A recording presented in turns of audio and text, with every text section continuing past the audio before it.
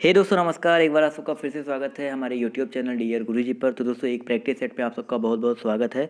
तो यहाँ पर आज आपको जीके जीएस उसके अलावा कुछ क्वेश्चन आपको हिंदी के भी आपको यहाँ पर देखने को मिलेंगे। इसके अलावा दोस्तों मैंने 1000 क्वेश्चंस का एक पीडीएफ तैयार किया है जो कि सिर्फ 25 रुपीज़ में है। तो वन लाइनर है, लूसेंट का पूरा निचोड़ है, आपको यहाँ पर मिल जाएगा। तो अगर आप इसको खरीदना चाहते हैं तो नीचे डिस्क्रिप्शन बॉक्स में लिंक दिया गया है, वहाँ पर इसको क्लिक करके इसका जो पीडीएफ है डाउनलोड कर सकते हैं, जो कि सिर्फ और सिर्फ 25 रुपीज़ का है। तो चलिए स्टार्ट करते हैं पहले क्वेश्चन से। तो क्वेश्चन नंबर आपका 81 है। यहाँ पर कौन सा देश सर्वाधिक मरकरी का उत्पादन करता है? तो दोस्तों अगर हम बात करें इटली के बारे में, तो इटली जो है दोस्तों वो सर्वाधिक ये जो मरकरी है उसका उत्पादन करता है। तो ऑप्शन जो सी है वो बिल्कुल करेक्ट हो जाएगा। क्वेश्चन नंबर आपका 82 है। यहाँ पर कह रहा है भारत में प्रथम न्यूक्लियर रिएक्टर है। तो दोस्तों भारत और एशिया का जो प्रथम न्यूक्लियर रिएक्टर है वो अप्सरा है। जी हाँ, इसका जो ऑप्शन सी है करेक्ट हो जाएगा। इस रिएक्टर का जो डिज़ाइन है और जो निर्माण है वो भारत ने यूनाइटेड किंगडम की मदद से किया था। समझ गए? चलिए बढ़ते क्वेश्चन नंबर 83 पर। तो कह रहा है आपसे निम्नलिखित में से किसने हिंद स्वराज पुस्तक लिखी थी? तो दोस्तों यहाँ पर अगर बात किया जाए हिंद स्वराज पुस्तक के बारे में तो महात्मा गांधी जी ने लिखी थी। तो ऑप्शन जो इसका बी है, ऑप्शन बी बिल्कुल करेक्ट हो जाएगा। तो हिंद स्वराज गांधी जी द्वारा 1909 में रचित एक पुस्तक है और इसकी मूल जो रचना है वो गुजराती भाषा में की गई थी और यह लगभग 30,000 शब्दों की लघु पुस्तिका है जिसे गांधी जी ने अपनी इंग्लैंड से दक्षिण अफ्रीका यात्रा के समय पानी की जहाज में लिखा था। क्वेश्चन नंबर आपका 184 है। दिन और रात कहाँ बराबर होते हैं? तो दोस्तों दिन और रात जो है वो विषुवत रेखा पर बराबर होते हैं। तो ऑप्शन जो इसका ए है वो बिल्कुल करेक्ट हो जाएगा। क्वेश्चन नंबर 85 दोस्तों आपका यहाँ पर अंतर्राष्ट्रीय न्यायालय का मुख्यालय कहाँ पर स्थित है? तो दोस्तों अंतर्राष्ट्रीय न्यायालय की जो स्थापना है वो द हेग नीदरलैंड में 3 अप्रैल 1946 ईस्वी को किया गया था। तो यहाँ पर देखा जाए तो ऑप्शन जो सी है द हेग जो कि नीदरलैंड में है ये बिल्कुल करेक्ट हो जाएगा। और अंतर्राष्ट्रीय न्यायालय के संविधान में 5 अध्याय तथा 70 अनुच्छेद है। इसमें 15 न्यायाधीश होते हैं जिनमें से प्रत्येक का कार्यकाल 9 वर्ष का होता है तथा जिनमें से 5 न्यायाधीश प्रत्येक 3 वर्ष के उपरांत अवकाश ग्रहण करते हैं। समझ गए? और कोई भी 2 न्यायाधीश एक ही देश के नहीं हो सकते हैं। चलिए बढ़ते हैं अगले क्वेश्चन पर। तो क्वेश्चन नंबर आपका 86 है। अंतर्राष्ट्रीय परमाणु ऊर्जा एजेंसी का मुख्यालय है। तो दोस्तों अंतर्राष्ट्रीय परमाणु ऊर्जा एजेंसी का जो मुख्यालय है वो वियना ऑस्ट्रिया में है। तो ऑप्शन जिसका सी है वो बिल्कुल करेक्ट हो जाएगा। इसकी स्थापना कब हुई थी? तो 29 जुलाई 1957 को हुई थी। कब हुई थी? 29 जुलाई 1957 को की गई थी। और इसका जो कार्य है परमाणु ऊर्जा का शांतिपूर्वक प्रयोग करना है और इसके सदस्य देशों की संख्या जो है 167, जी हाँ 167 है तथा इसके वर्तमान प्रमुख योगिया आमोनो हैं। चलिए बढ़ते हैं अगले क्वेश्चन पर। तो क्वेश्चन नंबर आपका 87 है। मौलिक अधिकारों को लागू करने के लिए संविधान ने किसे विशेष उत्तरदायित्व सौंपा है? तो दोस्तों यहाँ पर मौलिक अधिकारों को लागू करने के लिए संविधान ने उच्चतम न्यायालय को उच्चतम न्यायालय को विशेष उत्तरदायित्व सौंपा है। तो ऑप्शन जो इसका फर्स्ट है वो बिल्कुल करेक्ट हो जाएगा। क्वेश्चन नंबर 88 पर आते हैं। कह रहा है दोस्तों हाल ही में आज़ाद हिंद सरकार की स्थापना की कौन सी वर्षगांठ मनाई गई? तो यहाँ पर अगर देखा जाए तो हाल ही में आज़ाद हिंद सरकार की स्थापना की जो वर्षगांठ की अगर हम बात करें तो 21 अक्टूबर 2018 को मनाई गई थी और 75वीं कौन सी 75। तो ऑप्शन जो इसका बी है वो बिल्कुल करेक्ट हो जाएगा। देखिए लेटेस्ट का क्वेश्चन है, याद रखिएगा। और 21 अक्टूबर 1943 ईस्वी को नेताजी सुभाष चंद्र बोस के नेतृत्व में सिंगापुर में आज़ाद हिंद सरकार का गठन किया गया था। चलिए बढ़ते हैं अगले क्वेश्चन पर। तो क्वेश्चन नंबर 89 आपका नालंदा प्राचीन शिक्षण एवं मठ का एक केंद्र कब नष्ट हो गया? तो दोस्तों नालंदा प्राचीन शिक्षण एवं मठ का जो केंद्र है वो 1200 ईस्वी में नष्ट हुआ था। तो ऑप्शन जो इसका सी है बिल्कुल करेक्ट हो जाएगा। और इसको 1197 ईस्वी में बख्तियार खिलजी नामक मुस्लिम आक्रमणकारी ने नष्ट कर दिया था। समझ गए? नालंदा विश्वविद्यालय जो है मगध यानी कि पहले बिहार का नाम मगध था उसमें स्थित महत्वपूर्ण बौद्ध का शिक्षा का केंद्र था। क्वेश्चन नंबर आपका 90 है दोस्तों। पेटागोनिया कहाँ स्थित है? दोस्तों पेटागोनिया जो है एक प्रदूषित क्षेत्र है जो दक्षिण अमेरिका महाद्वीप के अर्जेंटीना और चिली पर स्थित है। अर्जेंटीना और चिली पर स्थित है। तो ऑप्शन जो इसका ए है वो बिल्कुल करेक्ट हो जाएगा। इसका दक्षिणी भाग एंडीज पर्वतमाला पर है जो एक मरुस्थल है। क्वेश्चन नंबर आपका 91 है, मुक्त भारत समाज की स्थापना किसने की? तो दोस्तों मुक्त भारत समाज की जो स्थापना है वो वीर सावरकर ने की थी। इन्होंने अभिनव भारत तथा मुक्त भारत समाज, फ्री इंडिया सोसाइटी जैसी संस्था की स्थापना की थी। तो ऑप्शन जो इसका सी है वो बिल्कुल करेक्ट हो जाएगा। क्वेश्चन नंबर आपका 92 है, निम्नलिखित में से कौन सा किला अकबर ने नहीं बनवाया था?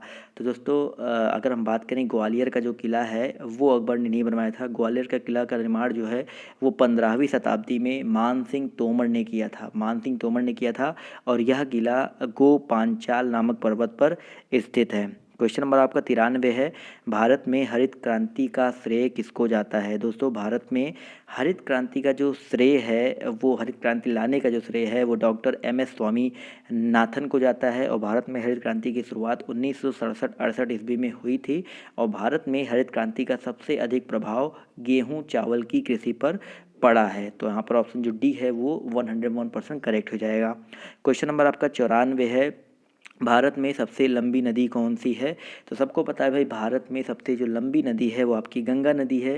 तो ऑप्शन जो इसका सी है करेक्ट हो जाएगा। गंगा नदी उत्तराखंड राज्य के उत्तरकाशी जिले में गोमुख के निकट गंगोत्री हिमनद से 3900 मीटर की ऊंचाई से निकलती है और यहाँ यह भागीरथी के नाम से जानी जाती है। देवप्रयाग से भागीरथी में अलकनंदा नदी मिल जाती है, तब इसे गंगा के नाम से जाना जाता है। गंगा नदी हरिद्वार में मैदान में प्रवेश करती है। उत्तराखंड में 110 किलोमीटर, उत्तर प्रदेश में 1450 किलोमीटर, बिहार में 445 किलोमीटर और पश्चिम बंगाल में 520 किलोमीटर की ये जो दूरी है वो तय करती है। उसके बाद जाकर के ये बंगाल की खाड़ी में गिरती है। तो सबसे ज़्यादा उत्तर प्रदेश 1450 किलोमीटर में बहती है, याद रखिएगा। क्वेश्चन नंबर आपका 95 है, सौरमंडल में सबसे छोटा ग्रह कौन सा है? तो दोस्तों सौरमंडल में सबसे जो छोटा ग्रह है तो वो कौन सा है? वो सबसे छोटा ग्रह जो है देखा जाए तो यहाँ पर बुध ग्रह है। जो बुध ग्रह तो देखा जाए तो सूर्य का सबसे नज़दीकी ग्रह है और सबसे छोटा ग्रह है और इसका कोई भी उपग्रह नहीं है। समझ गए? क्वेश्चन नंबर आपका 96 है, नवंबर 2018 में तमिलनाडु में किस चक्रवातीय तूफान के चलते हाई अलर्ट जारी किया गया? तो ऑप्शन क्वेश्चन नंबर 96 की बात करें तो यहाँ पर ऑप्शन जो फर्स्ट है गाजा, ये बिल्कुल करेक्ट हो जाएगा। अभी लेटेस्ट की बात है, नवंबर 2018 की बात है। तो नवंबर 2018 में गाजा नामक तूफान ने तमिलनाडु और पुडुचेरी में तबाही मचा दी थी और इस तूफान के कारण तमिलनाडु में हाई अलर्ट जारी कर दिया गया था। क्वेश्चन नंबर आपका 97 है, सितंबर 2018 में प्रधानमंत्री श्री मोदी ने प्रधानमंत्री जन आरोग्य योजना का शुभारंभ कहाँ से किया? तो दोस्तों प्रधानमंत्री श्री मोदी ने प्रधानमंत्री जन आरोग्य का जो शुभारंभ है वो कहाँ से किया था? झारखंड से किया था। तो ऑप्शन जो इसका फर्स्ट है करेक्ट हो जाएगा। ये भी करंट का क्वेश्चन है। 23 सितंबर 2018 को झारखंड की राजधानी रांची में श्री मोदी ने प्रधानमंत्री जन आरोग्य का जो शुभारंभ किया था। समझ गए? अगले क्वेश्चन पर आते हैं। तो कह रहा है आपसे, सितंबर 2018 में किस राज्य में एक बांध का नाम अटल सागर बांध रखा गया? तो दोस्तों मध्य प्रदेश की सरकार ने 12 सितंबर 2018 को राजगढ़ में स्थित कुंडलिया बांध का जो नाम है, कुंडलिया बांध जो कि कहाँ पर स्थित है? मध्य प्रदेश में स्थित है। तो इसका नाम बदल करके क्या रख दिया? अटल सागर बांध रख दिया। इस बांध की जो ऊंचाई है वो 44.50 मीटर है। इस बांध का निर्माण कार्य वर्ष 2015 में प्रारंभ हुआ था। क्वेश्चन नंबर आपका 99 है, हाल ही में किस भारतीय फल को GI टैग प्राप्त हुआ है? GI टैग प्राप्त हुआ है हाल ही में। तो अगर देखा जाए तो यहाँ पर ऑप्शन जो बी है महाराष्ट्र का अल्फांसो आम, याद रखिएगा। तो कोंकण क्षेत्र के रत्नागिरी और सिंधु दुर्ग जिले स्थित आसपास के क्षेत्रों में उत्पादित भारतीय आम की जो प्रसिद्धि है वो प्रसिद्ध जो प्रजाति है आपकी अल्फांसो, जो कि अल्फांसो आम है। इसको एक भौगोलिक सूचक टैग मिल गया है। क्वेश्चन नंबर आपका 100 है। यहाँ पर भारत का पहला डॉल्फिन शोध केंद्र स्थापित किया जाएगा। तो दोस्तों पटना विश्वविद्यालय पटना में भारत के पहले राष्ट्रीय डॉल्फिन शोध केंद्र की स्थापना किए जाने की घोषणा बिहार के उप मुख्यमंत्री सुशील कुमार मोदी ने की है। तो ऑप्शन नंबर इसका जो ए है वो करेक्ट हो जाएगा। अब कुछ हिंदी के क्वेश्चन देख लेते हैं।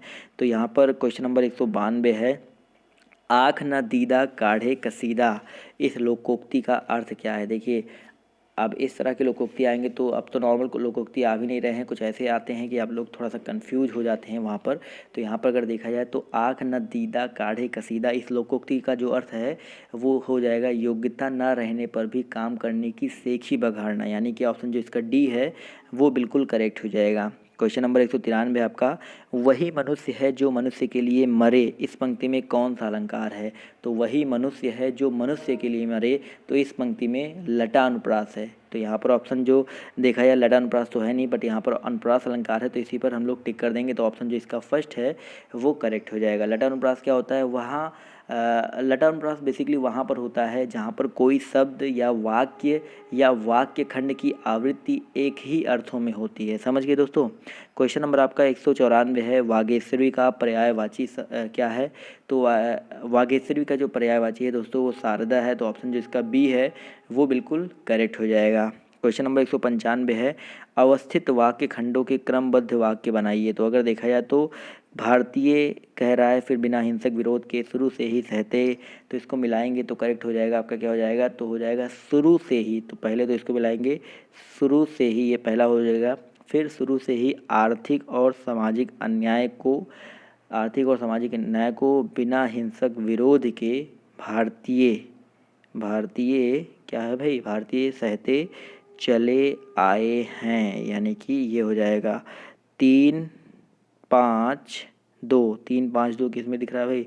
3-5-2, यानी कि ऑप्शन जो इसका डी है 3-5-2-1-4-6, ये बिल्कुल करेक्ट हो जाएगा। क्वेश्चन नंबर आपका 196 है, 3 बेर खाती थी वे 3 बेर खाती थी। तो यहाँ पर अगर देखा जाए अलंकार क्या हो जाएगा? 3 बेर खाती थी, वो 3 बेर, यहाँ पर एक तो बेर खाने वाला बेर है, एक बेर आपका 3 बार वाला बेर है। तो यहाँ पर 2 बार बेर आए हैं, लेकिन दोनों के जो अर्थ हैं वो अलग अलग है, इसलिए यहाँ पर यमक अलंकार हो जाएगा। तो ऑप्शन जो इसका सी है वो बिल्कुल करेक्ट हो जाएगा। समझ गए दोस्तों? क्वेश्चन नंबर आपका 97 है, विस्मय स्थायी भाव किस रस में होता है? तो दोस्तों विस्मय जो है वो अद्भुत रस का स्थायी भाव है। तो ऑप्शन जो इसका सी है वो बिल्कुल करेक्ट हो जाएगा। क्वेश्चन नंबर आपका 198 है, यद्यपि मोहन धनी है तथापि बहुत दुखी है। तो दोस्तों यद्यपि मोहन धनी है उसके बाद भी वो काफ़ी दुखी है। तो यहाँ पर अगर देखा जाए तो ऑप्शन जो सी है वो बिल्कुल करेक्ट हो जाएगा। क्या हो जाएगा भाई? यहाँ पर मिश्र वाक्य हो जाएगा। तो ऑप्शन सी पे हम लोग टिक कर देंगे, जहाँ 2 या 2 से अधिक सरल वाक्य हो तथा इन वाक्यों को जोड़ने के लिए समुच्चय बोधक अव्यय आदि का प्रयोग हो तो वहाँ पर मिश्र वाक्य होता है। ये समुच्चय बोधक अव्यय कौन कौन से होते हैं? यद्यपि, तथापि, ज्यों हुई, जब तक आदि, ये सारे आपके समुच्चय बोधक अव्यय होते हैं। चलिए बढ़ते हैं क्वेश्चन नंबर 199 पर। तो कह रहा है आपसे, जिसके बराबर कोई ना हो उसके लिए एक शब्द, तो इसके लिए एक शब्द क्या हो जाएगा? अनुपम होता है। तो ऑप्शन जो इसका बी बिल्कुल करेक्ट हो जाएगा। अनुपम का मतलब होता है जिसके बराबर कोई ना हो। चलिए बढ़ते हैं अगले क्वेश्चन पर। तो क्वेश्चन नंबर 200 है आपका, जंगल में लगने वाली आग को क्या कहते हैं? देखिए, जंगल में लगने वाली आग को दावानल कहते हैं। जी हाँ, दावानल, ये बिल्कुल करेक्ट हो जाएगा, ऑप्शन बी। इसके अलावा पेट में लगने वाली आग को जठराग्नि कहते हैं। समुद्र में लगने वाली आग को बड़वानल कहते हैं। तो ये समुद्र में लगने वाली आग, ये आपका पेट में लगने वाली आग होता है, और ये आपका जंगल में लगने वाली आग है। तो ऑप्शन जो इसका बी है करेक्ट हो जाएगा। काफ़ी लोग वनाग्नि लगाएंगे, लेकिन ये नहीं होगा, दावानल होगा। तो आज के जो इंपॉर्टेंट क्वेश्चन थे यहाँ पर मैंने कंप्लीट करवाए हैं। आई होप आपको ये क्वेश्चन देखकर मज़े आए होंगे, और इसी तरह के मैं आपको वीडियोस प्रोवाइड करता हूँ।